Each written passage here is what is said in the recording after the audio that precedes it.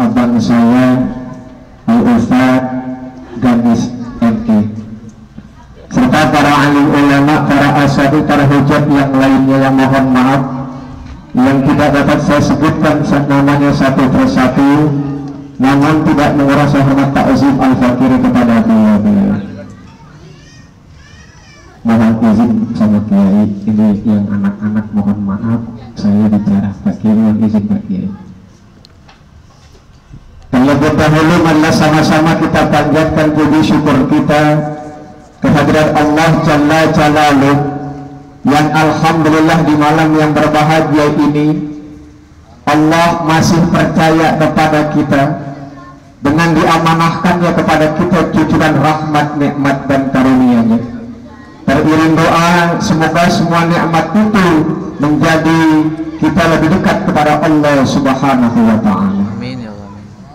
Salawat teriring salam tak lupa kita tujukan kepada manusia pilihan, pembawa risalah ilahiyah, pemilik tunggal syafaatul uzma, junjungan kita baginda Rasul Muhammad sallallahu alaihi wa alihi wasallam. Semoga dengan salawat tersebut kelak di yaumil qiyamah kita berhak mendapatkan syafaat baginda Rasul Muhammad sallallahu alaihi wasallam. Hadirin yang dimuliakan Allah Subhanahu wa Ta'ala, kalau berbicara maulid kayaknya memang udah pantas kita selenggarakan.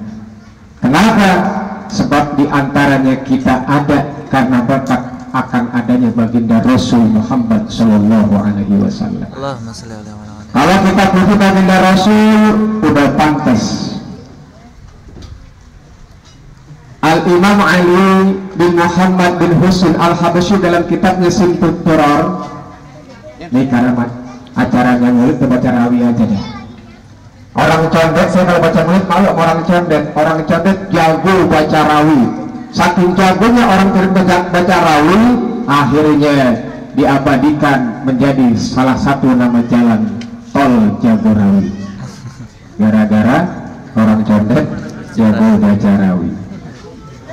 Apa kata beliau Habib Ali bin Muhammad bin dalam kitab Simtud Durrar?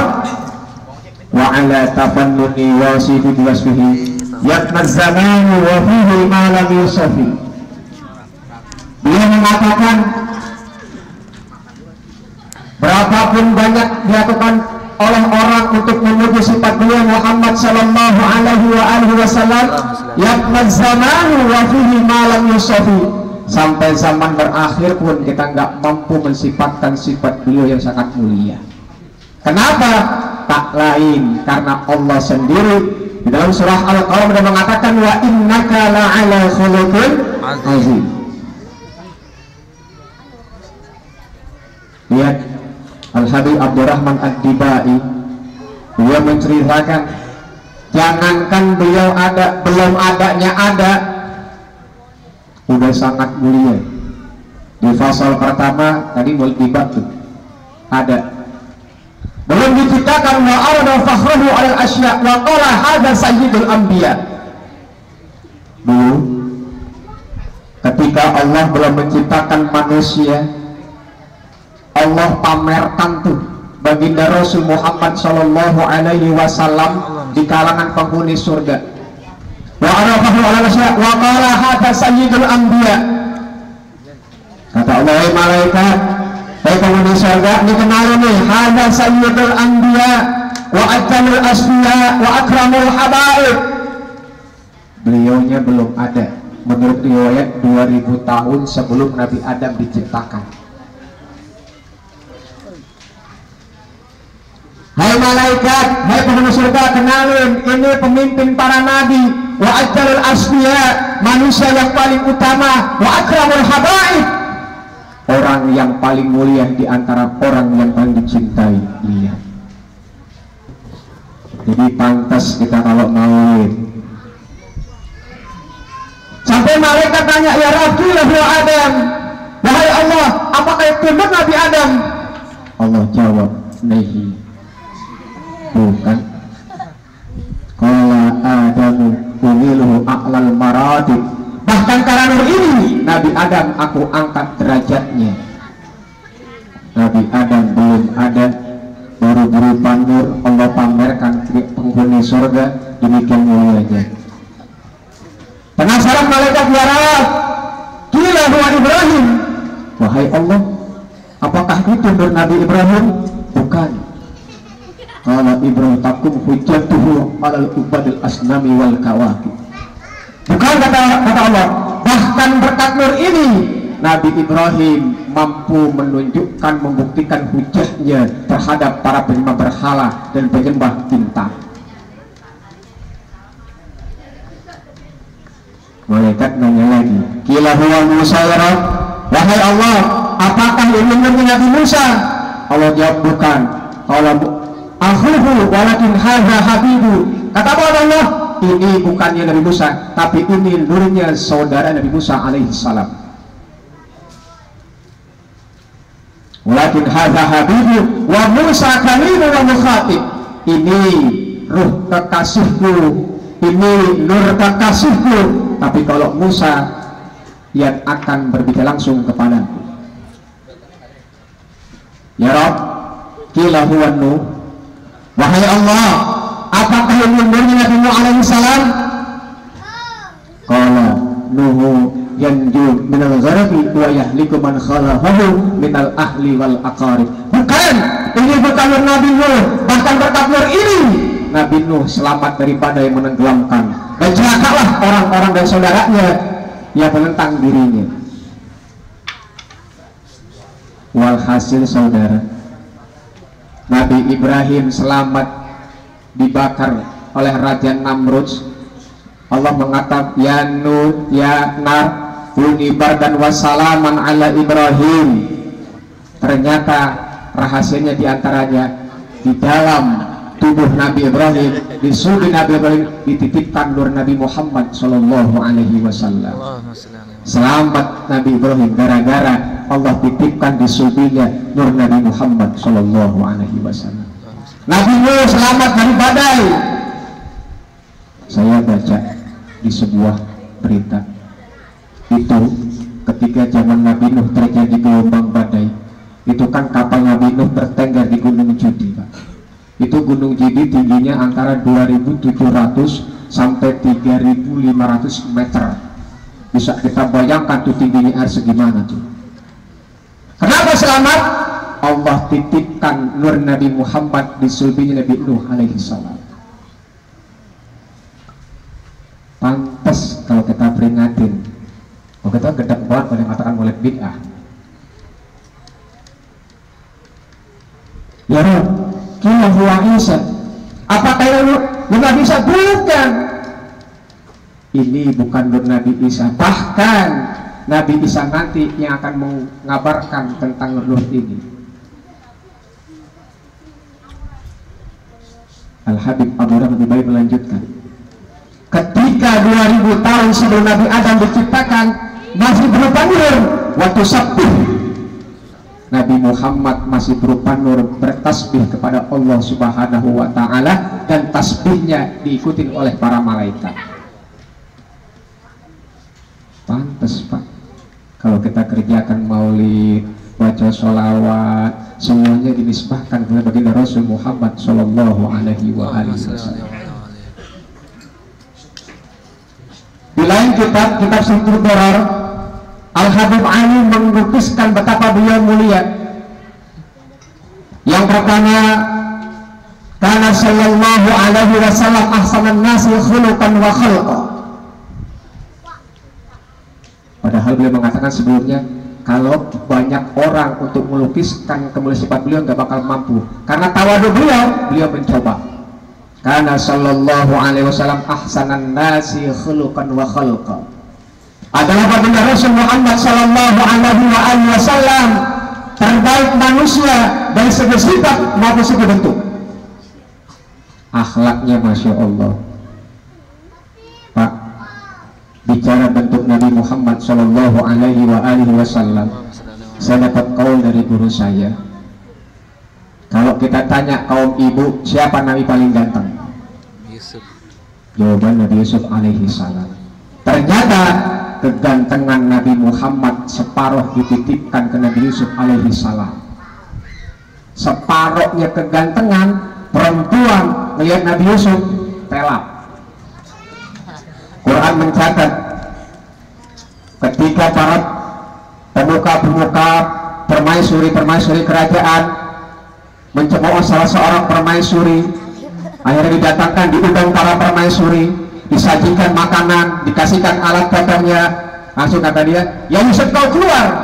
Begitu datang Nabi Yusuf, dia nggak sengaja itu para permaisuri, yang dikupas bukan buah melainkan kulit tangannya, kagak berasa. Kenapa? Karena ketampanan Nabi Yusuf alaihi salam. Tapi ternyata itu baru separuh kegantengan Nabi Muhammad sallallahu alaihi wasallam. Tapi anehnya sekarang yang mengaku umat Islam, pemuda-pemuda Islam, kalau ditanya siapa idolanya, jarang yang jawab baginda Rasul Muhammad sallallahu alaihi wasallam. Kenapa? Karena mereka nggak tahu siapa Rasul. Kalau kita tanya jujur, siapa idolanya? Nggak jauh Lionel Messi, Ronaldo. Jujur saya ngomong, gantengnya Masya Allah. Jangankan dia Rasul Muhammad SAW, wajar kalau ganteng. Sejarah mencatat bapaknya Sayyidina Abdullah, ketika beliau memilih Siti Aminah menjadi istrinya, menurut riwayat kurang lebih 10 kali dipilih, dikocok keluar lagi, dikocok keluar Siti Aminah. Menurut riwayat ketika Sayyidina Abdullah menentukan pilihan Siti Aminah, 200 perempuan pingsan bareng-bareng. Wajar. Mohon maaf numpang tanya, ada sekarang kalau laki-laki memutuskan menentukan si A pingsan bareng-bareng 2 orang? Iya, ahsanan nasi khuluqan wa khalqa. Bicara akhlaknya, Masya Allah. Suatu ketika baginda Rasul Muhammad sallallahu alaihi wasallam di padang pasir yang panas, ada seorang ibu-ibu dengan berbagai macam bawaan yang sangat berat. Rasul datangnya niat ngebantu. Nih ibu-ibu ini orang Yahudi, Pak. Didatangin, wahai ibu, kiranya kau perlu bantuan? Iya anak muda. Baik, saya akan bantu ibu bawa barang-barang ibu. Sambil jalan dia cerita, wahai anak muda, saya ingin berbicara dengan engkau. Aku mendengar saat ini ada seorang pemuda yang namanya Muhammad, yang telah merubah tradisi jahiliyah, yang telah merubah tradisi nenek moyang kami. Aku pesan kepada engkau, jikalau kau di tengah jalan bertemu dengan seorang pemuda namanya Muhammad, jangan pernah kau percaya. Dia pendusta, dia penyihir. Ibu itu nggak tahu bahwa beliau adalah Rasul Muhammad Sallallahu Alaihi Wasallam. Dicaci maki depan mukanya sendiri. Beliau tersenyum. Singkat cerita, sampai tempat tujuan, tersenyum, wahai anak muda, belum pernah aku melihat senyum anak muda seperti ini manisnya. Tapi ingat, kalau kau nanti berjumpa dengan Muhammad, jangan pernah kau percaya, dia pendusta, dia pembohong. Rasul tersenyum. Ketika tersenyum, balik berangkat mau meninggalkan Yusuf, dipanggil, wahai anak muda, kadio. Iya kan, Garut. Sini, sebelum kau pulang aku tanya, ingat ya? Iya. Rakas kata, wahai ibu, bagaimana kalau Muhammad saya? Kaget ibu tersebut. Singkat cerita, sayalah Muhammad yang ibu caci maki. Saat itu juga, asyhadu an la ilaha illallah wa asyhadu annaka rasulullah. Pak, level kita nih Pak, dicaci maki depan kita langsung, kira-kira gimana Pak? Nggak coba tangan terbang Pak, undang yang lain. Rasul mah kagak begitu. Ahsanan nasi khuluqan wa khalqa. Yang kedua, Al-Habib Ali Simtudara melukiskan lagi, wa awwaluhum makarimil akhlaqi sabaqa. Beliau Rasul selalu terdepan dalam berbuat kebaikan. Salah satu rahasia kenapa dakwah berhasil, sebab semua syariat yang diperintahkan oleh Allah kepada beliau sebelum disampaikan beliau pakai terlebih dahulu. Beda dengan kita Pak. Rasul sebelum ngajar itu syariat dipakai dulu, diajak keluarganya baru disampaikan. Jadi orang sulit untuk ngekik balik. Sama dengan kita waktu maghrib azan berkumandang, TV nyala, apa kata kita? Nah, matikan TV nak, sudah azan, kau berangkat ke musola, assalam. Baik ayah, anaknya berangkat, bapaknya ngelanjutin. Alhamdulillah di sini kagak ada. Alhamdulillah sekarang kagak ada. Nah sekarang ada lagi pada maulid. Allahumma karimil akhlaqi sabaqah. Apapun yang beliau diberitakan oleh Allah pasti beliau berbuat. Ya mohon maaf Pak, level kita kan kagak. Kita ngomong aja langgar juga. Rasul enggak maksud. Berikutnya la yaqulu wa la yaf'alu illa ma'rufa. Beliau Rasul tidak akan berkata, tidak akan berbuat kecuali yang baik-baik. Sehingga Allah nggak salah kan, laqad kana lakum fi rasulillahi uswatun hasanah. Lihat segi pemerintahan, dia seorang presiden, di badan perang panglima yang sangat tangguh, di rumah tangga seorang suami yang sangat sayang pada istri dan anaknya, seorang suami yang jadi suri teladan buat kita semua. Lihat dari segi manapun kita musuh pasti sempurna. La yaqulu wa la yaf'alu illa ma'rufa. Sifat Rasul yang namanya maulid baca Rabi aja udah ya.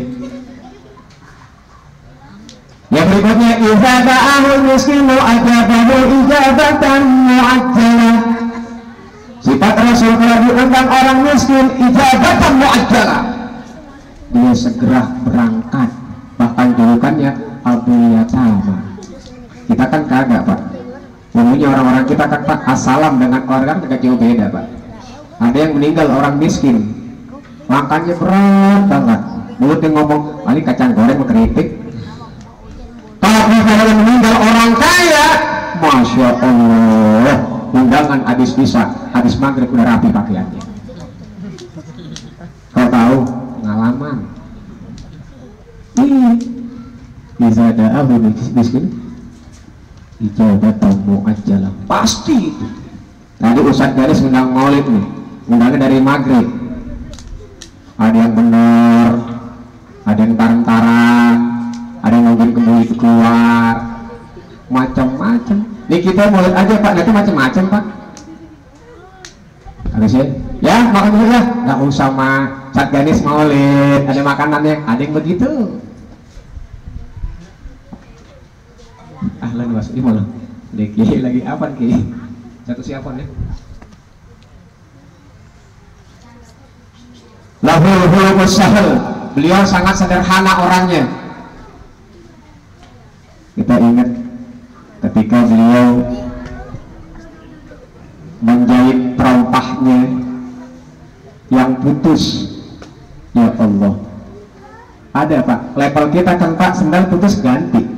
Beliau makanya apa tuh? Diambil, dijahit, pakaiannya masya Allah riwayat dua mungkin tambal-tambelan, susah kita nyantanya Pak. Sekali kita nyantain dikatain sok gaya Rasul, macam-macam orang sekarang. Yang berikutnya, wa min nasri tubuhi ta'antara tuturuk wal manazil wa bi'arfil hudri tatayabatil majalis wal mahafil. Setiap jalan yang dilaluinya, setiap rumah yang disinggahinya harum semerbak karena wanginya. Sejarah mencatat kalau beliau jalan, konon riwayat bisa dikatakan 4 hari wanginya ketara. Wanginya. Gimana dengan kita Pak? Padahal kata kaul guru saya, beliau Rasul Muhammad SAW kalau mandi enggak banyak, paling ukur 1 ember. Kita Pak 1 bak, pakai minyak wangi 2 jam apek lagi. Baginda Rasul tidak, setiap jalan, tempat, rumah yang dikunjungi harum semerbak. Bahkan wa bi arfi dzikri tatayyabatil majalis wal mahafil, menyebut dirinya mewangikan majelis-majelis tempat pertemuan. Dia tuh Rasul, maka itu kan diantaranya sunnah pakai wangi-wangian karena beliau wangi. Kalau beliau ngajar tempat duduknya itu Pak 4 hari masih terasa wanginya.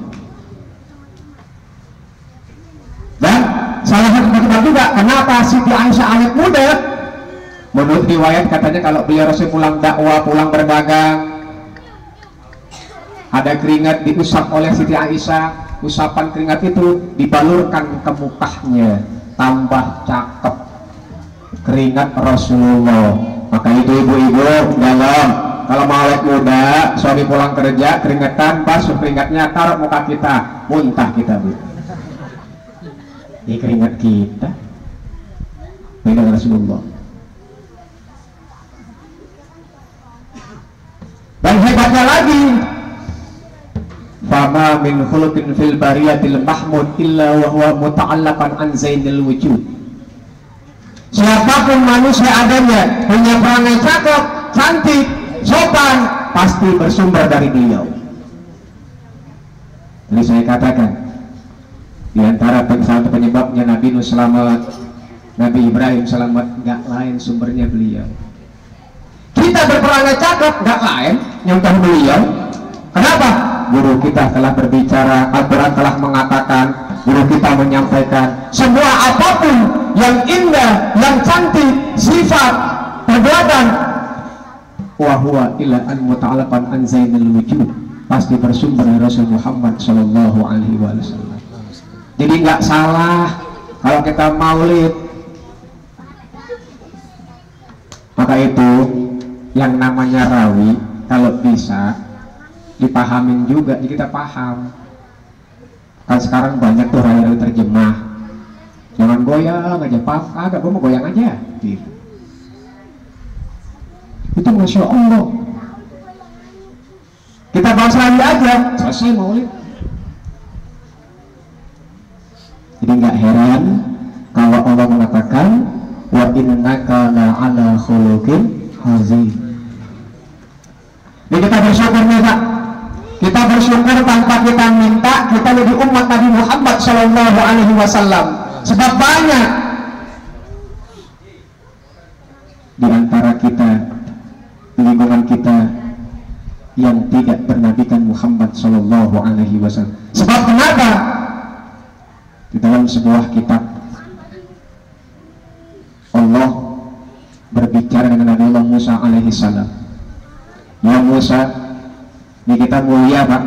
Ini kita mulia bukan karena kita, tapi kita mulia karena kita bernisbahkan menjadi umat Nabi Muhammad Sallallahu Alaihi Wasallam. Suatu ketika Allah Jalla Jalaluhu memberitahukan kepada Nabi Musa alaihissalam tentang kita umat Nabi Muhammad sallallahu alaihi wasallam. Ya Musa, inni a'taitu ummata Muhammadan nurrain kaila yadurruhum zulmatan. Ya Musa, sesungguhnya aku telah beri kepada umat Nabi Muhammad 2 cahaya, di mana 2 cahaya tersebut tidak akan menyebabkan umat Nabi Muhammad sengsara. Pak, kita belum ada, Nabi Muhammad belum ada, tapi kita umatnya mulia, udah disiapin. Inni a'taitu, sungguh aku telah menyiapkan, memberikan 2 kemuliaan. Musa nanya, ya Rob, malah nurani ya Rob, wahai Allah, 2 cahaya apa yang akan kau berikan kepada umat Nabi Muhammad sehingga umat Nabi Muhammad tidak akan merasakan 2 kegelapan? Allah menjawab, di antaranya Nurul Quran. Ya Musa, kelak akan aku berikan cahaya Al-Quran kepada umat Nabi Muhammad. Dengan cahaya tersebut umat Nabi Muhammad tidak akan merasakan kegelapan. Musa cerdas Pak, Nabi Musa cerdas. Ya, itu 2 cahaya matani. Kapan? Allah jawab, zulmatul qabri wa zulmatul yaumil qiyamah. Artinya apa di sini? Sekarang banyak Pak, padahal ini keistimewaan kita sebagai umat Nabi Muhammad dikasih cahaya Al-Quran. Tapi mohon maaf, banyak sekarang umat Islam, khususnya kaum remaja, tidak bisa baca Al-Quran. 3 tahun lalu saya sharing dengan para guru agama sekecamatan Keramat Jati Pak. Masuk ujian praktek Al-Quran, mohon maaf, di kecamatan Keramat Jati 3.000 orang siswi tidak bisa baca Al-Quran. 3.000 Pak. Saya dengan teman-teman saya guru agama, saya tanya bisa guru Al-Quran, ternyata di Bogor 3.000 siswa-siswi SMP sekecamatan Keramat Jati nggak bisa baca Al-Quran. Jadi wajar kalau sekarang bangsa kita terpuruk, provinsi kita terpuruk. Kenapa? Karena anak mudanya sudah nggak kenal Al-Quran. Pak, bagaimana dia mengamalkan Al-Quran sementara baca nggak bisa? Mustahil.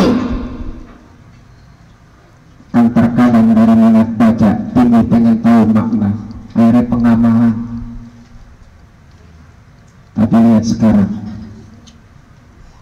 alhamdulillah di sini ada kamera Syifa, diajarin anak-anaknya baca Al-Quran. Pak, mohon maaf, pengajian Al-Quran pengajian yang paling cepat mulai, paling cepat bubaran.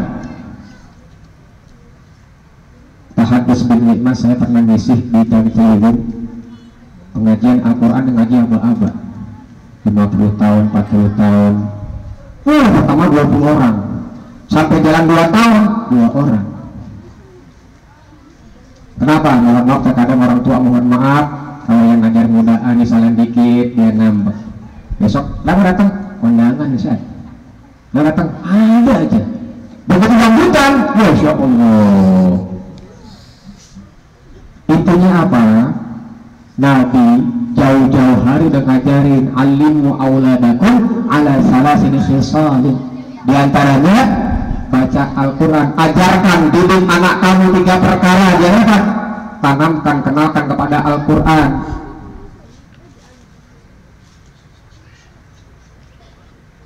Pak, mohon maaf, sekarang kita salah pilih Pak. Saya mau tanya, kalau anak kita bentrok waktu belajar pendalaman materi atau les dengan TPA berbarengan, jujur Pak, kira-kira kalah mana Pak? Kalah mana Pak? TPA. Ngasih TPA dikembangkan terus Pak. Padahal mohon maaf, di mana dalilnya, di mana hadisnya? Tanya guru yang bersangkutan, tanya guru bahasa Inggris, ada nggak bahasa ditanya oleh Allah? Tanya guru matematika, ada nggak matematika dipertanyakan oleh Allah?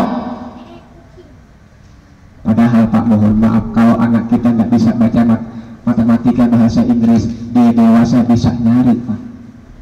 Tapi mohon maaf, kalau anak kita remaja, dewasa, nggak bisa baca Al-Quran, sekarang mana ada pengajar remaja? Jarang. Bahkan kalau ada remaja dia ngaji malu Pak.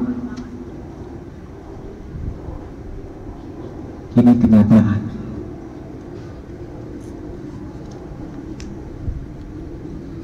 Berikutnya yang beliau tanamkan kepada kita satu umat Nabi Muhammad Shallallahu Alaihi Wasallam, jangan pernah tinggalkan sholat.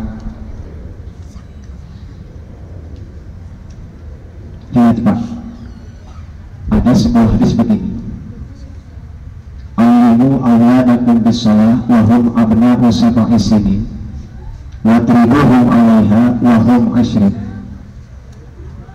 Ajarkan anak kamu sholat ketika usia 7 tahun dan pukul dia ketika usia 10 tahun kalau meninggalkan sholat. Dan dia pertanyaan, kenapa harus dipukul? Nah, nanti pertanyaan ini dijawab, kita tanya guru kita masing-masing, karena waktunya sudah tidak memungkinkan. Ya, demikian dari saya. Lebih kurangnya mohon maaf. Sekali mohon pada guru-guru, pada kiai. Demikian, assalamualaikum warahmatullahi wabarakatuh. Waalaikumsalam warahmatullahi wabarakatuh. Terima kasih.